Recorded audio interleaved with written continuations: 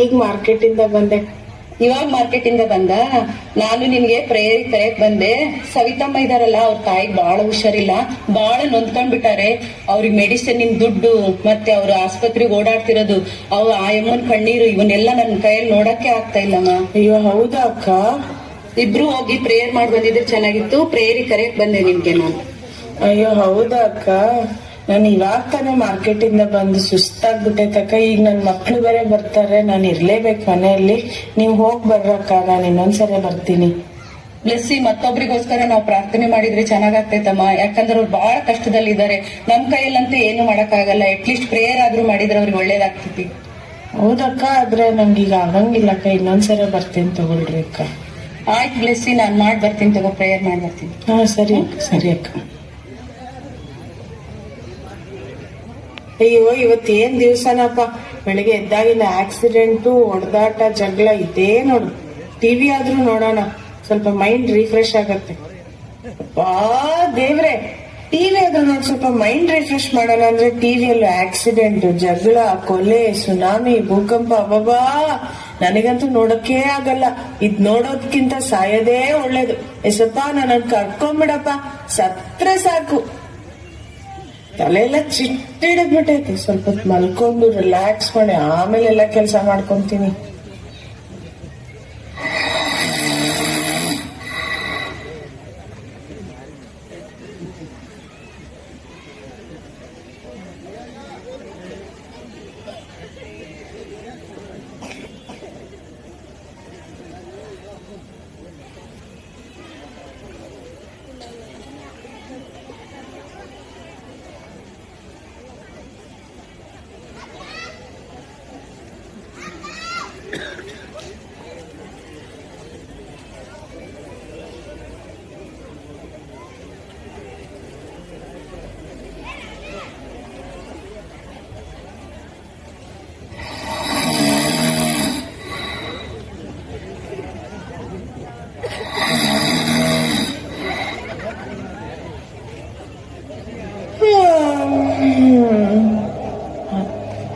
ನಾನು ಎಲ್ಲಿದ್ದೀನಿ?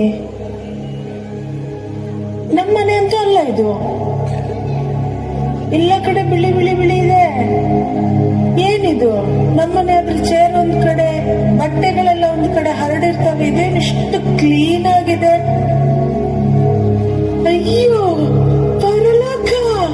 ಪರಲೋಕಕ್ಕೆ ಬಂದ್ಬಿಟ್ಟಿದ್ದೀನಿ ನಾನು. ನನಗ್ ಗೊತ್ತಿತ್ತು, 100% ಗೊತ್ತಿತ್ತು ನಾನು ಪರಲೋಕಕ್ಕೆ ಬರ್ತೀನಿ ಅಂತ. ದೇವ್ರೇ ನಿನಗ್ ಸ್ತೋತ್ರ. ಎಷ್ಟು ಕ್ಲೀನ್ ಆಗಿದೆ, ಬಂಗಾರ ಬೀದಿ. ಒಬ್ಬ ದೇವ್ರೇ ನಿನಗ್ ಸ್ತೋತ್ರ, ನಿನಗ್ ಸ್ತೋತ್ರ, ನಿನಗ್ ಸ್ತೋತ್ರ. ಒಬ್ಬ ಆನಂದವೇ, ಪರಮಾನಂದವೇ. ಪರಲೋಕಕ್ಕೆ ಬಂದ್ಬಿಟ್ಟೆ. ದೇವದೂತ್ರ, ಗ್ಯಾಟ್ ಟು ಮೀಟ್ ಯು. ನೀವ್ ಇಲ್ಲೇ ಇರ್ತೀರಲ್ಲ, ನನಗ್ ಗೊತ್ತಿತ್ತು, 100% ಗೊತ್ತಿತ್ತು ನಾನು ಪರಲೋಕಕ್ಕೆ ಬರ್ತೀನಿ ಅಂತ. ಗ್ಯಾಟ್ ಟು ಮೀಟ್ ಯು. ನನಗೆ ತುಂಬಾ ಸಂತೋಷ ಆಗಿದೆ. ನಡೀರಿ, ಅಲ್ಲೊಬ್ರು ಕಿರೀಟ ಹಾಕೊಂಡ್ ಕೂತಿದಾರಲ್ಲ, ಅವ್ರ ಹತ್ರ ಹೋಗೋದ್ ಬನ್ರಿ. ಅವಳು ಎಸ್ತೇರ್ ರಾಣಿ. ಇವ್ರ ಬಗ್ಗೆ ನಮಗ್ ಗೊತ್ತು, ನಮ್ ಸಭೆಯಲ್ಲೆಲ್ಲ ಇವ್ರ ಬಗ್ಗೆ ಹೇಳ್ತಾರೆ. ನಡೀರಿ ಅವ್ರ ಹತ್ರ ಹೋಗೋಣ. ಇಲ್ಲ ಮಗಳೇ, ಅವ್ರ ಹತ್ರ ಹೋಗ್ಲಿಕ್ಕೆ ಆಗೋದಿಲ್ಲ. ಯಾಕೆ? ಯಾಕಂದ್ರೆ ಅವಳು ಎಸ್ತೇರ್ ರಾಣಿ. ಅವಳು ರಾಣಿ ಆಗಿದ್ರು, ಅವಳ ಅರಮನೆಯಲ್ಲಿ ಸುಖ ಸಂತೋಷದಿಂದ ಇದ್ರು, ಅವಳ ಜನಾಂಗಕ್ಕೆ ಕಷ್ಟ ಬಂದಾಗ ಅವಳು ತನ್ನ ಪ್ರಾಣದ ಹಂಗನ್ನ ತೊರೆದು 3 ದಿವಸ ರಾತ್ರಿ ಹಗಲು ಪ್ರಾರ್ಥನೆ ಮಾಡಿ ಜನಾಂಗಗಳಿಗೋಸ್ಕರ ಒಡಕಿನಲ್ಲಿ ನಿಂತು ಜನಾಂಗಗಳನ್ನ ಆ ಒಂದು ಸಂಕಷ್ಟಗಳಿಂದ ಬಿಡಿಸಿದ್ರು. ಮಗಳೇ, ನೀನೆಷ್ಟು ಜನರಿಗಾಗಿ ಪ್ರಾರ್ಥನೆ ಮಾಡಿದೆ? ಪ್ರಾರ್ಥನೆ ಮಾಡ್ಲಿಕ್ಕಾಗಿ ಕರೆದಾಗ ನೀನು ಮನಸ್ಸು ಬಿಚ್ಚಿ ಪ್ರಾರ್ಥಿಸುವುದಕ್ಕಾಗಿ ನೀನು ಹೋಗಿದೀಯ ಮಗಳೇ? ಅಯ್ಯೋ ಹೌದು, ಪ್ರಾರ್ಥನೆ ಕರೆದಾಗ ನಾನು ಹೋಗ್ಲಿಲ್ಲ. ಬರೀ ನನ್ ಮಕ್ಳು, ನನ್ ಗಂಡ ಅಂತಂದೆ. ಹೋಗ್ಲಿ ಬಿಡ್ರಿ. ಇನ್ನೊಬ್ರು ಸ್ತ್ರೀ ಕೂತಿದಾರಲ್ಲ, ಅವ್ರು ಯಾರು? ಅವಳು ದೆಬೋರಳು. ಅವ್ರ ಬಗ್ಗೆನೂ ನಮ್ ಸಭೆಯಲ್ಲೆಲ್ಲ ಹೇಳ್ತಿದ್ರು. ಗ್ರಾಮಗಳಿಗೆ ತಾಯಿಯಾಗಿ ಎದ್ದು ಬಂದ್ರಲ್ಲ, ಅವರೇ ಅಲ್ವಾ ಅವರು? ಹೌದು, ಅವಳು ತಾಯಿಯಾಗಿ ಎದ್ದು ಬರುವ ತನಕ ಗ್ರಾಮಗಳು ಹಾಳು ಬಿದ್ದಿದ್ದು ಅಂತ ಹೇಳ್ತದಲ್ಲ, ಅದೇ ದೆಬೋರಳು. ನಡೀರಿ ಅವ್ರ ಹತ್ರ ಹೋಗೋಣ ಬನ್ರಿ. ಇಲ್ಲ ಮಗಳೇ, ಅವ್ರ ಹತ್ರನೂ ನೀನ್ ಹೋಗ್ಲಿಕ್ಕೆ ಆಗೋದಿಲ್ಲ. ಯಾಕೆ? ಅವಳು ಜನಾಂಗಗಳಿಗಾಗಿ ಪ್ರವಾದನೆಯಾಗಿ ನಿಂತಿದ್ಲು. ಅವಳು ಜನಾಂಗಗಳ ನ್ಯಾಯವನ್ನ ತೀರಿಸ್ತಾ ಇದ್ಲು. ಹೌದು, ನೀನು ಯಾರಿಗೋಸ್ಕರ ಪ್ರಾರ್ಥಿಸಿದೆ? ಯಾವ ಜನಾಂಗಗಳಿಗೋಸ್ಕರ ಒಳಕಿನಲ್ಲಿ ನಿಂತಿದ್ಯಾ? ದೆಬೋರ್ನಂತೆ ಯಾರ ನ್ಯಾಯವನ್ನ ನೀನು ತೀರಿಸಿದ್ಯಾ? ಅಯ್ಯೋ ದೇವ್ರೆ, ಅದಿರ್ಲಿ, ಅಲ್ಲೊಬ್ರು ತಾತ ಕೂತಿದಾರಲ್ಲ, ಅವ್ರ್ಯಾರು? ಅವರು ನೋಹ.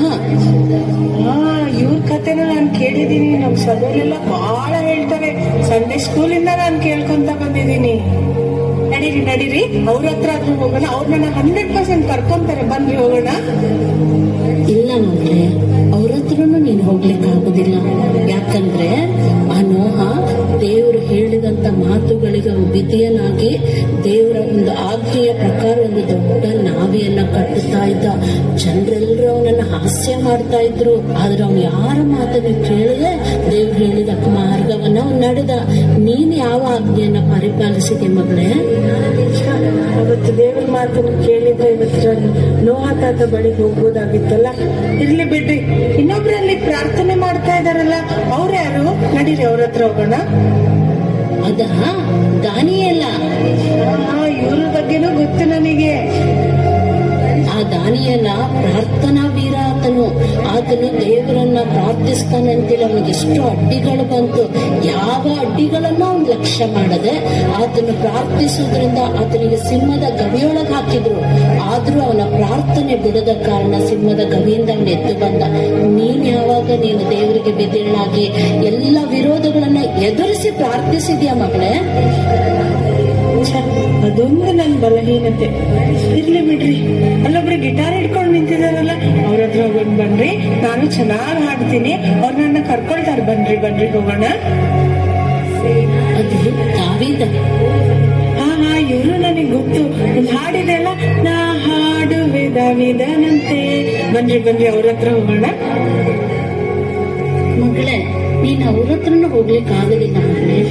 ಆತನು ಒಬ್ಬ ದೊಡ್ಡ ಅರಸನಾಗಿದ್ದ. ಇಸ್ರಾಯೇಲ್ ಜನಾಂಗವನ್ನ ಆಳಿದ ಅರಸ. ಎಷ್ಟು ಜವಾಬ್ದಾರಿ ಇದ್ರು ಆತನು ಯಾವಾಗಲೂ ದೇವರನ್ನು ಸ್ತುತಿಸಿ ಆರಾಧಿಸ್ತಿದ್ದ. ನೀನೆಷ್ಟು ದಿನ ನಿನ್ನ ಕೆಲಸದ ಮಧ್ಯದಲ್ಲಿ ದೇವರನ್ನು ಸ್ತುತಿಸಿ ಆರಾಧಿಸಿದೆ ಮಗಳೇ? ಅಯ್ಯೋ ಹೌದು, ನಾನು ಹಾಡ್ತಿದ್ದೆ ಆದ್ರೆ ದೇವರನ್ನ ಆರಾಧನೆ ಮಾಡ್ತಿರ್ಲಿಲ್ಲ. ಅಲ್ಲೊಬ್ಬ ಅಮ್ಮ ಕೂತಿದಾರಲ್ಲ, ಅವ್ರ್ಯಾರು? ಅವರು ಅನ್ನ ಪ್ರವಾದಿನಿ. ಅವರು ಯೇಸುಸ್ವಾಮಿ ಹುಟ್ಟುವ ಮೊದಲೇ 84 ವರ್ಷ ಯೇಸುಸ್ವಾಮಿ ಕಾಯ್ತಾ ದೇವಾಲಯದಲ್ಲಿದ್ದ ಒಬ್ಬ ಪ್ರವಾದಿನಿ ಅಂತ. ಹೌದಾ? ನಡೀರಿ, ನಾನು ಅವ್ರ ಹತ್ರ ಹೋಗ್ತೀನಿ. ಬನ್ರಿ ಹೋಗೋಣ. ಮಗಳೇ, ನೀನು ಅವ್ರ ಹತ್ರನೂ ಹೋಗ್ಲಿಕ್ಕಾಗಲ್ಲ. ಯಾಕಂದ್ರೆ ನೀನ್ ಎಷ್ಟು ದಿವಸ ದೇವಾಲಯದಲ್ಲಿ ದೇವರ ಸಾನ್ನಿಧ್ಯದಲ್ಲಿ ಕಾದುಕೊಂಡಿದ್ದೆ ಮಗಳೇ. ನಾನು ಎಂತ ಕೆಲಸ ಮಾಡ್ಬಿಟ್ನಲ್ಲ. ಅಯ್ಯೋ, ಪರಲೋಕಕ್ಕೆ ಬಂದು ಆ ಮಹಿಮೆಯನ್ನು ಕಾಣ್ಲಿಕ್ಕೆ ಆಗ್ತಾ ಇಲ್ಲ. ಅಯ್ಯೋ ದೇವ್ರೆ, ನಾನು ಎಂತ ದೊಡ್ಡ ತಪ್ಪು ಮಾಡ್ಬಿಟ್ಟೆ. ಅಯ್ಯೋ ಸ್ವಾಮಿ, ನನ್ನನ್ನು ಕ್ಷಮಿಸಪ್ಪ.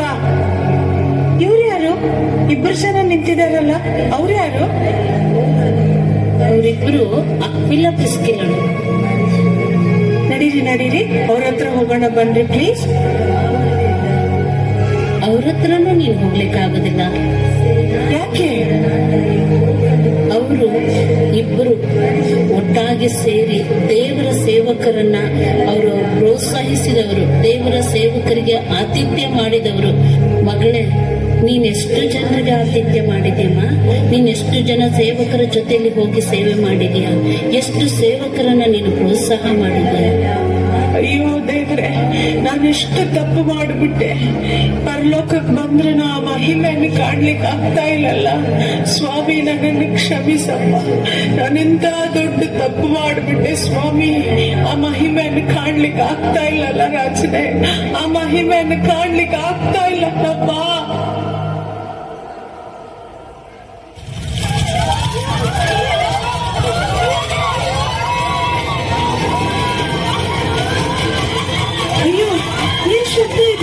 ಎಲ್ಲಿಂದ ಯಾರು ಕಿಸ್ತಿದ್ದಾರೆ? ಇಷ್ಟೊಂದು ಗೋಳಾಟ. ಅಯ್ಯೋ, ಏನ್ ಶಬ್ದ ಇದು?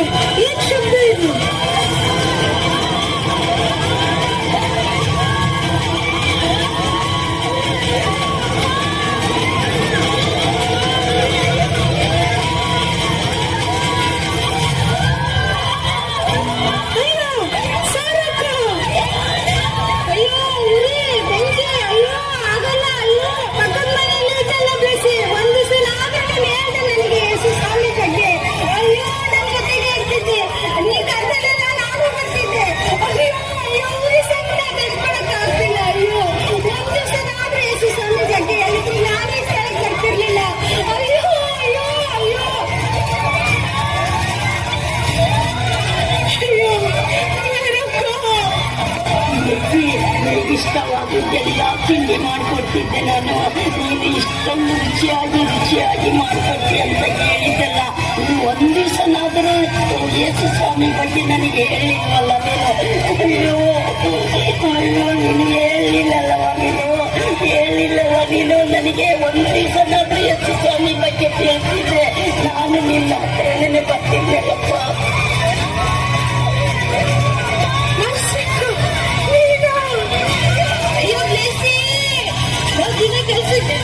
ಜೊತೆಗೆ ಬರ್ತಿದ್ವಲ್ಲ ಪ್ಲೇಸಿ ನಾವು.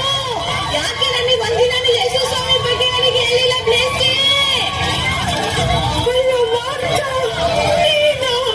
ಅಯ್ಯೋ ಬ್ಲೆಸ್ಸಿ, ನನಗೆಂತ ದ್ರೋಹ ಮಾಡಿದಿಲ್ಲ ಬ್ಲೆಸ್ಸಿ ನೀನು. ಇಬ್ರು ಜೊತೆಗೆ ಕಾಲೇಜಿಗೆ ಹೋಗ್ತಿದ್ವಿ, ಜೊತೆಲೇ ಬರ್ತಿದ್ವಿ ನಾವು. ನೀನು ಜೊತೆಲೇ ಇರ್ತಿದ್ದಿ ನಾವು. ನನಗೆ ಯಾಕೆ ನೀನು ಯೇಸು ಸ್ವಾಮಿ ಬಗ್ಗೆ ನನಗೆ ಹೇಳಿಲ್ಲ ನೀನು? ಆವತ್ತು ನೀನು ಯೇಸು ಸ್ವಾಮಿ ಬಗ್ಗೆ ನನಗೆ ಹೇಳಿದ್ರೆ ನೀನು ನರಕದಲ್ಲಿ ಇರ್ತಿದ್ದಿಲ್ಲ ಬ್ಲೆಸ್ಸಿ.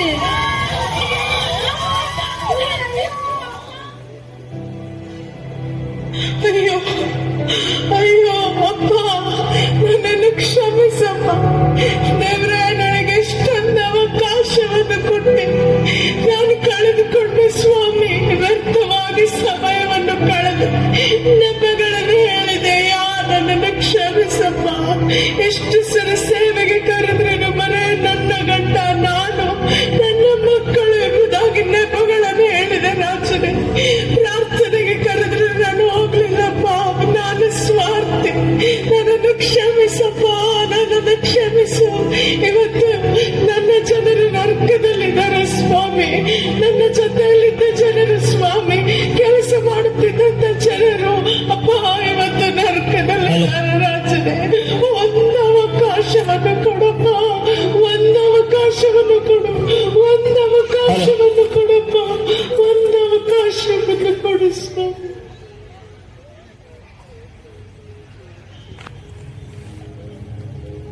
ನಾನೇ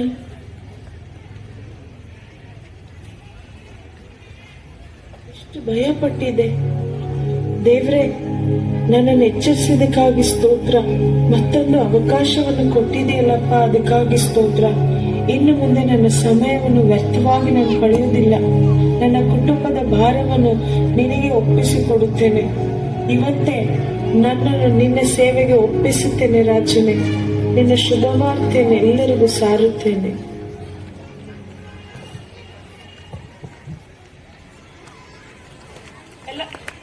ಎಲ್ಲ ಸಣ್ಣ ಸ್ಕೂಲ್ ಮಕ್ಕಳು ಜಾಯ್ನ್ ಆಗಿ ಬೇಗ ಸಾಂಗಿಗೆ ಬೇಗ ಬನ್ರಿ. ಎಲ್ಲಾ ಮಕ್ಕಳು ಬನ್ರಿ. ಸೆಂಟ್ರಲ್ ಸಭೆ ಮಕ್ಕಳು ಬೇಗ ಬೇಗ ಬನ್ರಿ.